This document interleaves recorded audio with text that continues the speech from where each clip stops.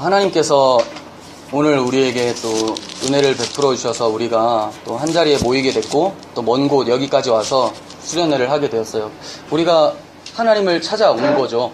하나님의 은혜를 사모하는 마음으로 온 거예요. 하나님께 은혜를 받고자 해서 모였어요. 근데 이렇게 모이는 부류들을 교회라고 하잖아요.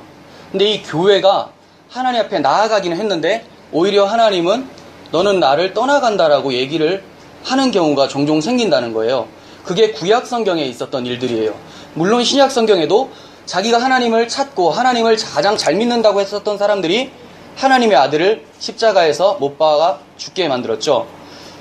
이것과 같이 우리의 마음이 순수하게 하나님을 찾고자 했다고 생각해서 이 자리에 모였지만 우리의 모습들이 어떠한 모습인지를 요나서가 폭로하고자 하는 거예요. 만약 우리의 모습들이 요나와 비슷한 모습이라면 우리가 회개하고 다시 하나님 앞에 돌아가야 되고, 그렇지 않은 모습들이 좀 보여진다면 이게 하나님의 은혜다라고 생각하고 더 나은 모습으로 하나님께서 늘 우리에게 하시는 말씀에 귀 기울여서 하나님의 뜻가운데로 살 수 있도록 우리가 집중해야 되겠죠. 요나서는 잘 믿는 성도들, 잘 믿는다고 생각하는 성도들에게 뒤통수 치는 그런 말씀이에요. 그래서 이 말씀을 통해서 좀 은혜를 받고자 합니다. 1절 보시면 여호와의 말씀이 아미떼의 아들 요나에게 임하니라, 이렇게 시작을 합니다. 여호와의 말씀이 선지자 요나에게 임하는데, 이 요나라는 선지자가 언제적 선지자냐면 나라는 북이스라엘이에요. 이스라엘 나라가 남유다와 북이스라엘로 나누어지잖아요. 그리고 북이스라엘은 BC 722년에 아수르라고 하는 나라에 멸망을 당합니다. 근데 요나는 멸망당하기 전의 선지자예요. 북이스라엘 선지자. 여로보암 왕, 여로보암 2세 때 선지자였어요. 이와 같이 활동했었던 사람이 아모스, 호세아가 있어요. 오늘 순서적으로는 요나가 가장 빠른 것으로 보여져요. 아무튼 비슷한 동시대에 있었던 사람, 그렇기 때문에 제 수련회 기간 동안 아모스나 호세아서를 인용을 종종 할 거예요. 비슷한 상황이니까 그때 이 사람들은 어떤 상황에 처해 있는지를 아모스나 호세아서를 통해서도 볼 수가 있잖아요. 그러니까 우리가 그것을 좀 염두하고 말씀을 보고자 합니다. 자, 이렇게 요나에게 하나님의 말씀이 임하는데 가장 처음에 뭐라고 하시냐면 2절에서 너는 일어나 저 큰 성읍 니느웨로 가서 그것을 향하여 외치라, 이렇게 말씀을 하고 있어요.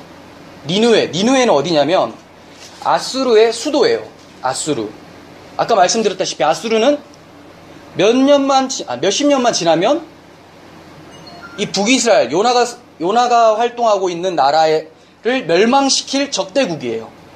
근데 아직까지는 멸망이 안 됐으니까, 근데 아직까지 굉장히 적대국의 모습은 띄고 있어요. 근데 그 나라의 수도에 가서 복음을 전하라는 거예요. 회개하라고 외치라는 거예요.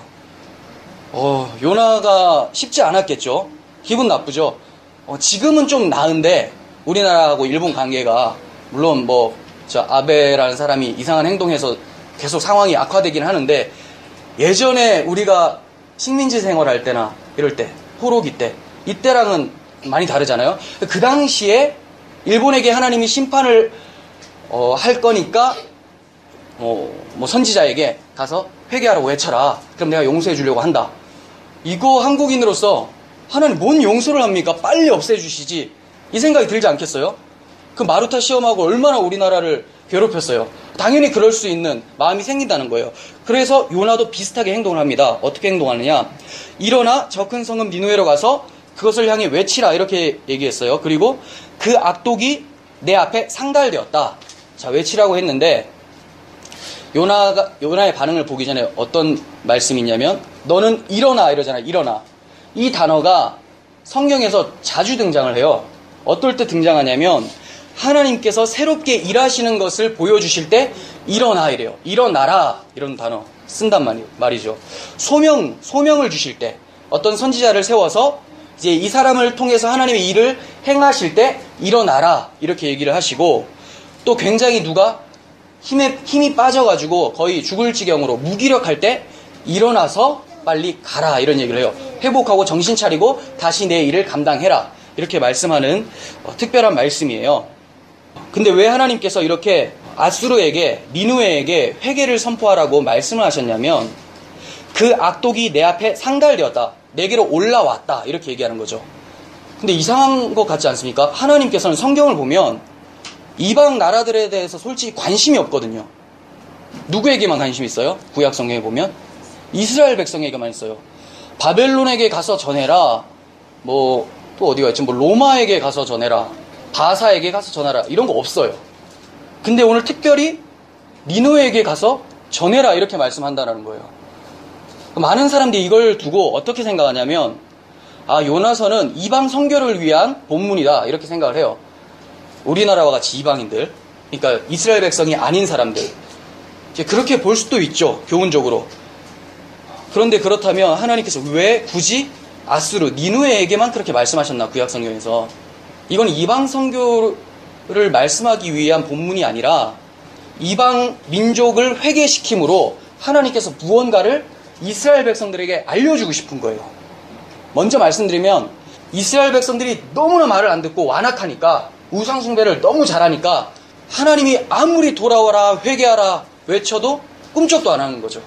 요나 선지자, 아모스, 호세아 다 이스라엘에서 입에 거품이 나도록 외쳤던 사람들이에요. 근데 이들의 반응이 어땠을까요? 이스라엘 백성들이 꿈쩍을 안 해요. 그러니까 갑자기 하나님이 니느웨로 가서 전해라 이렇게 얘기하는 거예요. 그건 니느웨를 구원하시기 위함이 1차적인 목적이, 최종적 목적이 아니라 니느웨가 회개해서 구원받는 것을 보고 악한 이방 민족들도 회개하는데 너희들은 내 앞에서 이렇게 회개하지 않고 완악하다라는 것을 폭로시키기 위함이라는 거죠. 그럼에도 불구하고 지금이라도 돌아오면 내가 받아주는 자비롭고 은혜롭고 노하기를 더디하는 하나님이라는 것을 보여주기 위함이라는 거예요. 요나서의 목적을 아시겠죠? 이방 선교, 다른 나라 가서 전합시다. 이거는 부차적으로는 할 수가 있어요. 틀린 건 아니죠. 근데 핵심 메시지는 이방인들이 회개하는 것을 통해서 이스라엘 백성들에게 이들도 회개하는데 너희들 도대체 뭐하냐, 이걸 보여주시기 위함이라는 거예요. 니느웨 백성들은 하나님 앞에 악한 자들이었어요. 왜 악합니까? 하나님의 백성, 하나님의 나라인 이스라엘 백성들을 공격하니까. 근데 왜 이것이 하나님 앞에 악한 거냐? 하나님의 백성들을 공격했다라는 것은 하나님을 공격한 게 돼버리는 거예요. 왕이신 하나님. 그들을 공격하게 되면 뭐가 안 좋아집니까? 이스라엘 백성 중에서 앞으로 장차 태어나실 메시아 예수 그리스도가 오시는 것을 저지하려고 하는 거죠.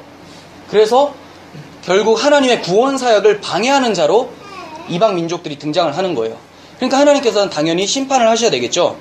그런데 이렇게 대적하는 자들이 단지 이방인만이 아니라는 것을 오늘 본문은 얘기하고 있어요. 요나를 보면 요나가 3절에서 하나님을 대적하는 자로 등장을 하고 있습니다. 하나님 분명히 소명을 위해서 일어나라고 했어요. 그죠? 내가 이제 무언가를 보여줄 테니까 너는 가서 전해라. 일어나서 전해라라고 했는데 이가 어떻게 일어나냐면 하나님의 얼굴을 피해서 일어나요. 하나님을 대적하기 위해서 일어난 거죠.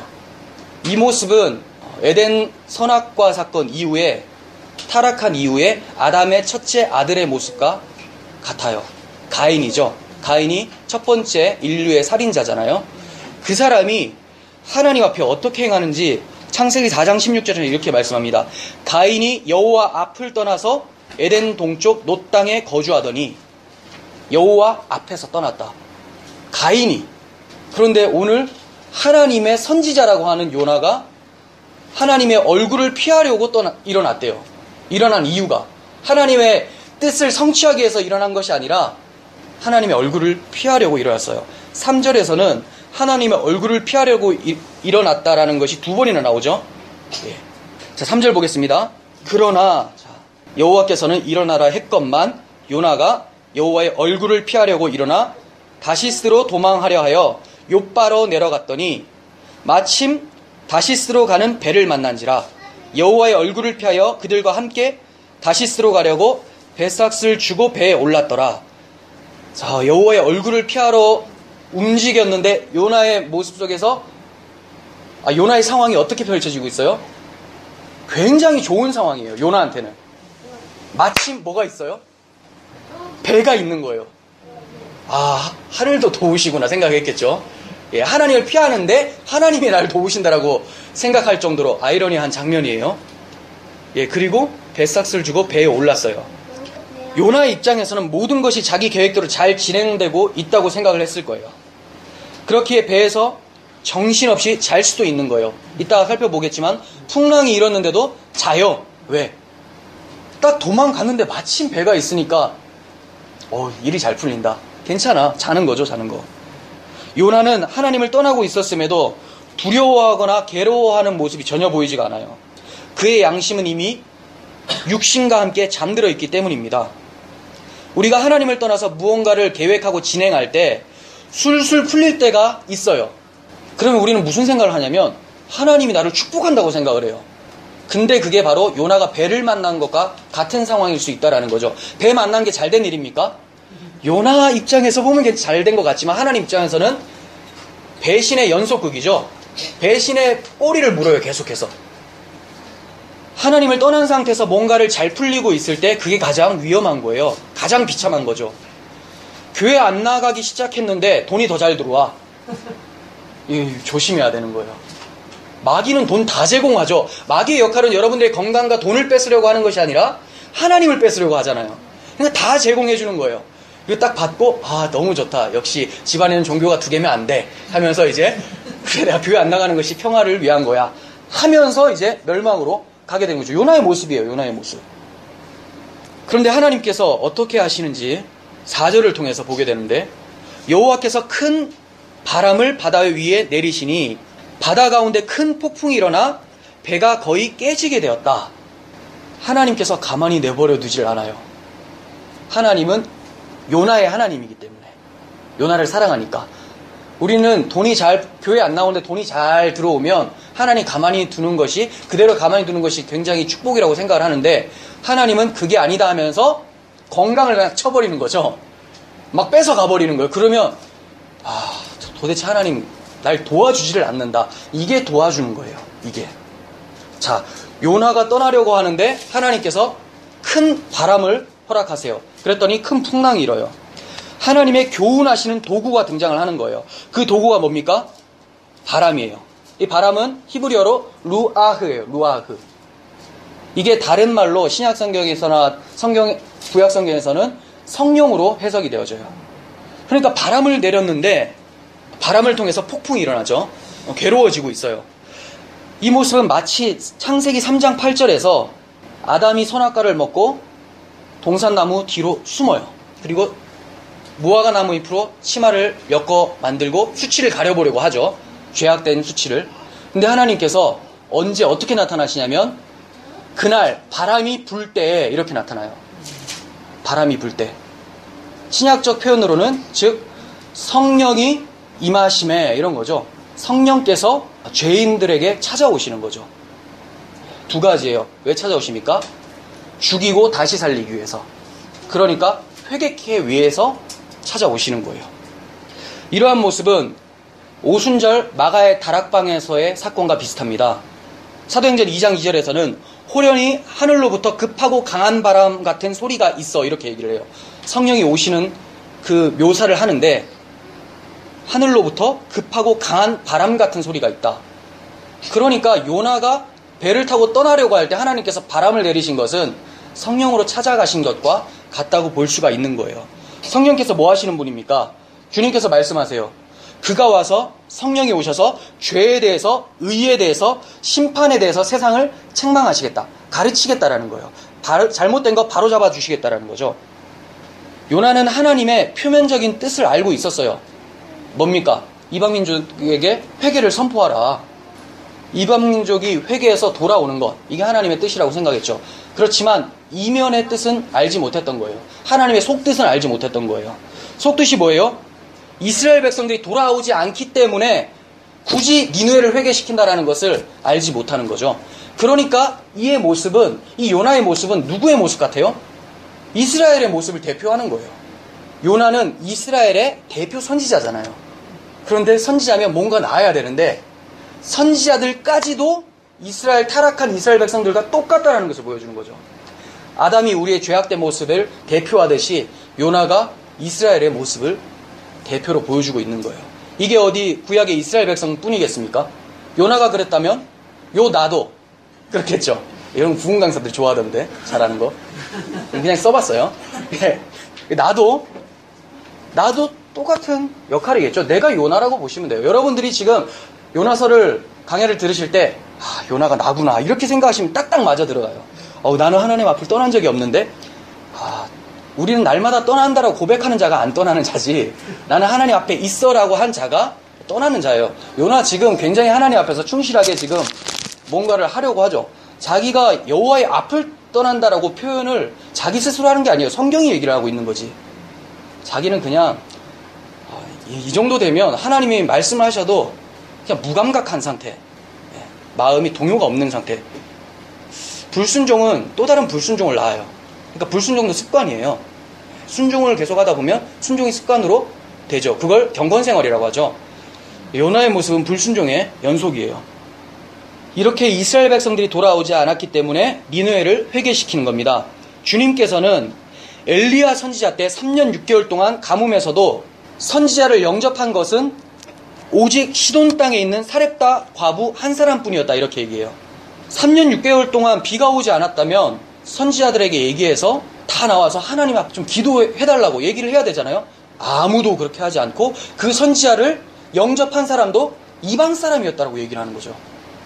또 있습니다. 선지자 엘리사 때 이스라엘에 많은 나병 환자가 있었는데 그 중에 한 사람도 깨끗함을 얻지 못하고 오직 수리아 사람, 이방 사람, 나아만 장군만 깨끗함을 얻었다라고 얘기를 해요.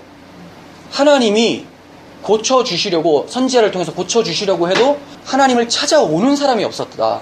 그런데 누가 찾아옵니까? 이방 민족들이 찾아오는 거예요. 이것은 주님의 때도 마찬가지죠. 주님께서 10명의 나병 환자를 고치죠. 근데 나음을 받고 돌아온 사람 누구였어요? 사마리아인이었죠. 이방 사람이었어요.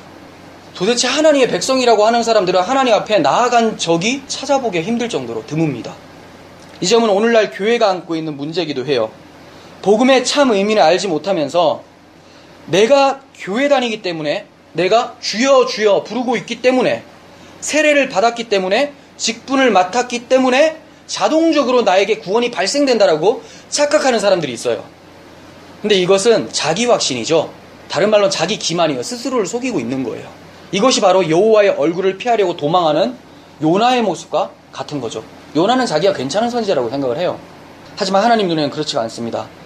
요나를 비롯한 이스라엘은 하나님 앞에서 자신들의 모습을 정작 보지 못하고 있었던 거예요. 그러나 하나님께서는 니느웨의 회개 모습을 통해서 이스라엘을 회개케 하시기를 쉬지 않고 계시는 거죠. 그래서 큰 바람으로 요나를 찾아가시는 거예요. 큰 바람으로 무엇을 박살내려고 합니까? 배. 배는 요나의 소망. 즉 우리가 품고 있는, 하나님을 떠난 상태에서 뭔가를 이루어 보려고 하고 있는 나의 꿈과 소망들을 하나님이 철저히 박살을 내세요. 이게 불행 같잖아요. 근데 이게 축복이라는 거예요. 하나님을 떠나서 아무리 성공을 해봤자 그거는 하나님을 떠난 결과밖에 안 난다는 거죠. 그래서 하나님께서는 우리가 쥐고 있는 그 지푸라기 같은, 그 신락 같은 희망이라도 하나님이 뺏어가세요. 더 큰 걸 주기 위해서. 더 큰 게 뭘까요? 하나님, 예수님을 주기 위함이라는 거죠. 우리의 삶 속에서도 하나님께서 우리의 뜻을 이루는 유일한 도구들을 산산조각 내실 수 있습니다. 그때 당황하지 마시길 바랍니다. 그게 잘 가고 있는 거고 그게 바로 하나님의 은혜의 손길입니다. 요나의 고집스러운 불순종은 이방 선원들의 반응에서 더욱 대조적으로 나타나요. 참 5절을 이하의 말씀을 보다 보면 요나가 성도로 볼 수가 있는데 굉장히 민망해집니다. 왜냐하면 우리 교회의 모습과도 굉장히 유사하니까. 5절 보겠습니다. 사공들이, 이방인들이에요. 사공들이 두려워하여 각각 자기의 신을 부르고 또 배를 가볍게 하려고 그 가운데 물건들을 바다에 던지니라. 그러니까 사공들이 뭘 했어요? 자기 신을 불렀어요. 하나님 아니지만 일단 간절하게 기도를 했죠. 그리고 기도만 한 것이 아니라 실천에 옮겼어요. 물은 막 들어오는데 기도만 계속하고 있는 사람들 있죠. 집은 쫄딱 망해가지고 지금 돈이 없어 죽겠는데 기도만 예배당에서 계속 안 하고 돈 벌러 안 가는 사람들 망합니다. 100%. 그 돈을 안 벌는데 어떻게 돈이 벌어요? 기도하고 돈 벌러 가야죠. 두 가지 같이 해야 되는데 이방인들 하고 있는 거예요. 근데 요나가 어떻습니까? 그러나 요나는 하나님께 기도하였더라 이러면 딱 좋겠는데 배 밑에서 자죠. 형용사 넣을 뻔했어요. 잘 뻔해. 이렇게 잔다라고 하기가 그렇잖아요. 자는 것 같아요. 배 밑층까지 내려가서 누워서 자요. 깊이 잠들어요. 이방 선원들은 자기 신에게 기도하고 행동을 하는데 요나는 잠을 잡니다. 그들의 신은 무능해요. 그러나 요나의 하나님은 전능합니다. 하지만 요나는 그러한 하나님의 백성임에도 불구하고 기도하기는커녕 잠을 자고 있어요. 하나님께 대해서 완전히 죽어있는 상태예요. 여호와의 얼굴을 피한 결과가 이러한 모습이라는 것을 보여주고 있는 거죠. 폭풍이 일어나도 깨지 못할 정도. 어떤 사람은 이게 믿음이라고 생각하는데 이 믿음 아니에요. 정신 못 차리는 거죠. 예수님하고 비교하면 안 돼요. 나중에 설명해 드릴 텐데 예수님도 비슷한 상황이 발생해요. 예수님도 막 주무시거든요. 그 믿음이 적은 자들아 왜 이렇게 떠느냐 하면서 풍랑잔잔하게 하잖아요. 그 비슷한 상황인데 완전 다른 거예요. 요나 때문에 일어난 풍랑. 예수님 때는 제자들이 죄인이기 때문에 일어난 풍랑이에요. 예, 그건 더 나중에 자세히 말씀드리겠습니다. 그러니까 요나의 믿음이 좋아서 잔 거 아니죠. 여기서 잔다라는 단어가 라담이라는 히브리어인데 라담. 이 단어는 죽음의 잠에 대해서도 사용이 되는 뜻이에요. 시편 76편 6절에 사용됐는데 야곱의 하나님이여 주께서 꾸짖으심에 병거와 말이 다 깊은 잠이 들었나이다. 그건 죽었다라는 거예요. 하나님께서 멸하셨다. 이걸 얘기해요. 그러니까 지금 요나 상태는 하나님 앞에서 멸해진 상태, 떠나간 상태. 6절 보시면 선장이 가서 그에게 이르는데, 자, 선장은 이방인. 창피합니다. 자, 교회에게 불신자가 와서 얘기한다고 보세요. 자는 자여 어찌함이냐? 내 하나님께 기도하라. 자, 한국이 굉장히 어려운 상황에 처했는데, 절에 가서도 기도하고, 가톨릭에서 기도하고 다 하는데, 지금 이제 기독교인들은 술 마시고, 이 잔다라는 게 그냥 자는 게 아니죠. 술 마시고 자기가 원하는 그 악한 행동들을 막 다 하고 지내는 거죠. 그러니까 하다 못해 다른 종교인들이 너희 하나님한테도 좀 기도해야 되는 거 아니냐라고 하는 그런 상황. 예, 이런 상황은 딱 욕먹기 좋죠. 개독교라는 욕먹기 딱 좋은 상태의 모습이에요. 자, 자는 자여 어찌함이냐? 내 하나님께 구하라. 혹시 하나님이 우리를 생각하사 망하지 아니하게 하시리라. 하나님이 확실히 구해준다라는 소망도 없지만 하는 거예요. 왜? 할 수 있는 게 이거밖에 없으니까. 이방인들은 들어주시든 안 들어주시든 할 수 있는 게 자기는 외치는 것밖에 없으니까. 근데 요나는 하나님이 누군지 알거든요. 4장 보면 하나님께서 자세히 얘기해요. 오늘 1장에서 좀 얘기를 합니다. 근데 기도하지 않아요. 이방인들이 더 간절하죠. 그 사람들이 말을 합니다. 그들이 서로 이르되 자 우리가 제비를 뽑아 이 재앙이 누구로부터 왔는지 알아보자. 그랬더니 제비를 뽑으니까 누가 나와요? 요나가 나오는 거예요. 야, 요나가 이 정도 되면 정신 차려야 되죠. 제비라는 것은 사람이 절대로 이성으로 판단할 수 없는 상황에서 하나님의 주권에 맡길 때 아무 때나 제비 뽑는 거 아니에요. 뭐만 하자면 그냥 회의도 안 하고 제비부터 뽑읍시다. 이거는 하나님께서 주신 정신력, 머리를 그냥 내동댕이 치는 행동이고 정말 어쩔 수 없는 상황에서 하나님의 뜻을 구할 때 그때 제비 뽑는 거죠. 근데 뽑았는데 요나가 나왔습니다. 제비를 주로 언제 뽑냐면 하나님의 주권 그리고 죄인을 통로할 때 제비를 뽑아요. 그 여호수아 7장을 보면 아간이라는 사람이 등장해요. 여리고성을 이스라엘 백성이 이겼어요. 다 무너뜨렸어요. 가장 큰 여리고성을. 근데 이름과 비슷하게 아이성, 조그만 성. 예. 그 아이는 아니지만 이 아이라고 얘기했었던 전도사도 있어서 지금 충격에 빠졌었는데 진짜 그 아이라고 히브리어로 그 아이성이지 이제 뭐 번역하면 다른 거예요. 근데 정말 작아요, 성이. 그래서 만만하게 딱 들어갔는데 완전 대패한 거예요. 야, 이게 왜 이렇게 됐을까? 했는데 이 아간이라는 사람이 이 전리품을 취해가지고 자기 집에 이제 숨겨놓은 거죠. 어디에? 숨겨놨어요. 그게 이제 왜 이렇게 우리가 졌을까 해서 제비를 뽑았는데 아간이 딱 걸린 거예요. 그래서 하나님께서 그를 죽이라고 하고 그를 이제 묻었던 곳을 아골 골짜기라고 하죠. 아골 골짜 핀들해도 복음 들고 나가리라 이러잖아요. 이 아골 골짜기라는 것은 해골이라고 보시면 돼요. 내가 죽는 곳. 그러니까 아무나 부를 수 있는 찬송은 아닌데 너무나 용감하게 부르죠. 눈물 뚝뚝 하면서 부끄럽게 아니면 은혜 충만할 때 불러야 되는데 맨날 복달라다 갑자기 아골 골짜기 찬양을 막 하는 거죠. 이게 맞지가 않죠, 두 개가. 아무튼 하나님께서 이렇게 죄악을 뽑아내세요. 근데 어디에서 뽑아낸지 아세요, 지금? 우리는 요나가 교회 갔잖아요. 근데 하나님 눈에는 이방 선원들이 하나님의 택자들로 등장을 하고 있는 거예요. 하나님의 택자들 사이에 이제 이 사람들이 나중에 하나님을 믿는 모습이 나타나요. 택자들 사이에 죄악이 거기 끼어 있는 거죠. 그걸 뽑아내시는 거죠. 아간을 뿌리 뽑고 다시 아이성을 점령하셨던 것처럼 하나님께서는 하나님의 뜻을 이루기 위해서 그 가운데 죄를 뽑아내신다라는 거예요. 8절 보시면 무리가 그에게 청하건대 이 재앙이 누구 때문에 우리에게 임하였는가 말하라. 내 생업이 무엇이며 네가 어디서 왔고 나라가 어디며 민족이 어디냐. 이 정도 질문을 받으면 부끄러워서 얼굴을 못 들어야 되겠죠. 왜냐하면 제비도 자기 때문에 뽑혔고 자기가 나쁜 짓 한 거 하나님을 떠난 것도 알고 이제 너 나라가 어디냐 민족이 어디냐 생업이 어디냐. 여러분들이 밖에서 담배 피고 패싸움하다 걸렸어요. 그런 일이 없는데 근데 이제 그 식당 주인이 너 어느 교회 소속이야? 십자가 목걸이 보고 어느 교회 소속이야? 목사 누구야? 막 이렇게 막 나온 거죠. 그러면 이제 막 창피해가지고 이렇게 막 도망가야 되는데 요나가 정신줄을 좀 놓은 것 같아요. 뭐라고 대답하냐면 담대하게 나오진 않지만 제가 딱 보면 뉘앙스가 담대해요. 그가 대답하되 나는 히브리 사람이요. 히브리라는 말은 그냥 유대인 개념이 아니라 물 건너온 자, 즉 너희들과 다르다라는 개념이 있어요. 구별된 성도. 나는 히브리 사람이요 바다와 육지를 지으신 하늘의 하나님 여호와를 경외하는 자로다. 이게 뭐죠 이 사람? 양심이 잠들어 있는 상태죠. 그리고 하나님에 대해서도 알아요. 근데 이가 아는 하나님은 지식적으로 알지 가슴으로 내려온 하나님이 아니에요. 정신 못 차리고 있어요. 그리고 바다와 육지를 지으신 하늘의 하나님이라는 것은 하나님이 광풍을 보내셨다라는 것을 인정하는 발언이에요. 그러나 양심 없는 고백을 하죠. 여호와를 경외한대요. 절대 경외하는 모습을 보이지가 않죠. 경외했다면 여호와의 얼굴을 피해서 도망가지를 않죠. 하나님 무서운데.